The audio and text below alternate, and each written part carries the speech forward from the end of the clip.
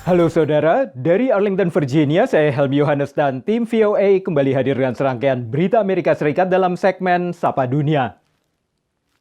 Amerika Serikat mencapai rekor baru vaksinasi harian COVID. Lebih dari 4 juta suntikan vaksin dilakukan pada Jumat lalu. Ini rekor vaksinasi harian tertinggi yang terjadi di tengah lonjakan penumpang pesawat yang mengambil liburan Paskah. Berbagai bandara Amerika dipenuhi penumpang yang ingin mengunjungi keluarga pada libur Paskah ini. Badan Keamanan Transportasi Amerika mencatat hampir 1,6 juta penumpang melintasi berbagai bandara Jumat lalu, naik dari 200.000 pada saat yang sama jelang Paskah tahun lalu. Ini menjadi rekor jumlah penumpang harian selama pandemi. Kini pihak maskapai dan bandara bersiap menghadapi lonjakan penumpang pada musim panas mendatang. Tapi pejabat kesehatan menyarankan warga agar tidak bepergian bila belum divaksin. Mereka mengingatkan mengenai potensi gelombang keempat kasus COVID bila warga lengah karena ada lonjakan kasus baru di sedikitnya 24 negara bagian. Di pihak lain, laju vaksinasi juga semakin cepat dengan rekor 4 juta vaksin dilaporkan disuntikan pada Jumat lalu. Data Badan Pengendalian dan Pencegahan Penyakit Amerika CDC menunjukkan hingga hari Minggu sudah 161 juta lebih dosis vaksin yang disuntikkan di Amerika dan 59 juta warga dewasa sudah mendapatkan vaksinasi lengkap. Tapi hingga kini CDC masih menyarankan warga yang sudah mendapat vaksinasi lengkap agar tetap menjalankan protokol kesehatan seperti menjaga jarak dan memakai masker di tempat umum. Saudara, setahun lebih pandemi COVID membuat pariwisata internasional lesu. Travel bubble atau gelembung wisata yang melibatkan kesepakatan dua negara yang bekerja sama di bidang turisme diharapkan bisa menjadi solusi. Namun sejumlah pakar berpendapat lain. Mereka adalah rombongan pertama wisatawan dari Taiwan menuju Palau setelah diresmikannya gelembung wisata atau travel bubble antara kedua negara. Sekitar separuh pemasukan negara Palau berasal dari pariwisata, menurut data Organisasi Pariwisata Dunia.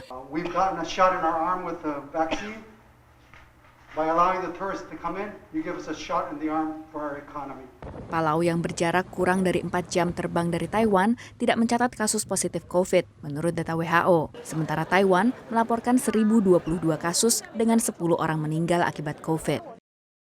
Ada beberapa faktor yang perlu dipertimbangkan untuk membentuk gelembung wisata, menurut pakar pariwisata. Has equal cases dan juga bisa the same protocol of health-nya juga.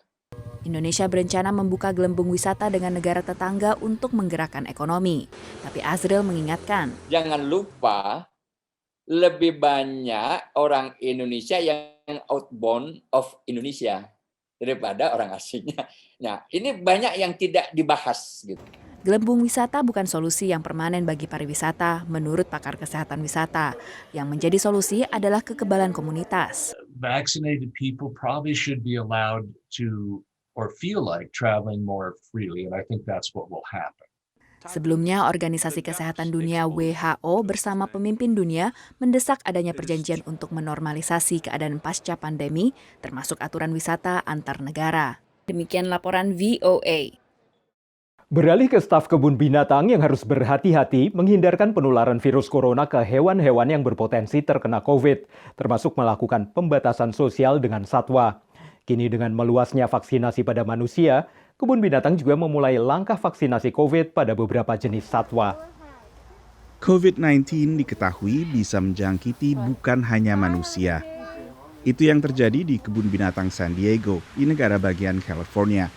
Kawanan gorila di kebun binatang tersebut terjangkit COVID. The virus definitely circulated through the troop, and I'll tell you, it was quite unnerving. We knew that gorillas were susceptible, but we had hoped that this would be something we as an organization would not have to deal with. Awal Maret, gorila dan primata-primata lain diberi vaksin eksperimental, bukan vaksin Pfizer atau AstraZeneca yang dikhususkan bagi manusia, tapi vaksin buatan Zoetis, perusahaan farmasi hewan bermarkas di negara bagian New Jersey. I can see that there is a keen interest in vaccines for zoos, not just primates, but also large cats like tigers and lions. Singa dan harimau memang juga rentan terinfeksi virus corona, seperti yang terjadi di kebun binatang Bronx saat awal pandemi. The risk is actually pretty high for felids in captivity. There have been several cases of other cats at other facilities contracting COVID from keepers. So here we do our best to make sure that we are always utilizing our PPE appropriately. That's why you see I've got gloves on, I've got both my masks going. Kebun binatang Oakland dekat San Francisco juga telah memesan 100 dosis vaksin Zoetis. Demikian laporan tim VOA. Kini kita tengok warga diaspora Indonesia Zaki Soekarno, mahasiswa di New Mexico State University yang belum lama ini memperoleh golden ticket di ajang American Idol. Meski ingin merintis karir sebagai penyanyi country, namun Zaki mengaku akan tetap mempertahankan identitasnya sebagai orang Indonesia. And I meet all these Indonesians my age, and they look at me. I'm wearing boots and jeans. I'm wearing a big buckle. I'm wearing a cowboy hat. Tak hanya penampilannya, musik favorit Zaki Soekarno, diaspora Indonesia di Las Cruces, New Mexico ini juga berbeda. I sing and listen to country music, and that's it. I wanted to be a country singer, and I sang country. Kecintaan pada musik country bahkan membawa anak muda usia 20 tahun ini ke pentas musik Amerika. Zaki berhasil mendapat golden ticket saat mengikuti audisi American Idol di Ojai, California setelah lolos audisi awal melalui Zoom. Di waktu pindah New Mexico memang banyakkan teman-teman itu para petani gitu kan. Kalau umumnya para petani sukanya lagu-lagu country ya dia. Zaki pun berlatih dengan menyanyi di farmers market dan restoran tanpa dibayar. Tapi kemudian terpaksa berhenti karena pandemi.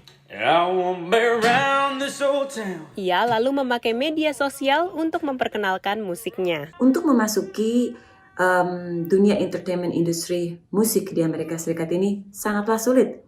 Dan step yang dilakukan oleh Zaki ini adalah salah satu step yang cukup tepat. Walau penampilan dan musiknya kerap mengecoh sesama diaspora, tapi Zaki bangga mewakili musik country tanpa melupakan identitasnya sebagai orang Indonesia. Kan banyak teman-teman yang di US nggak bisa bahasa Indonesia lagi, nggak bisa baca Quran. It's part of your roots still, it's your heritage. So I'm a strong believer in keeping your roots to yourself. I want people to know like, oh, he's Indonesian.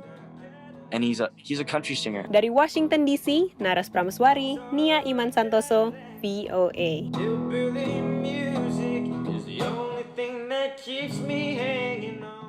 Saudara, kami akan kembali dengan Sapa Dunia Senin depan.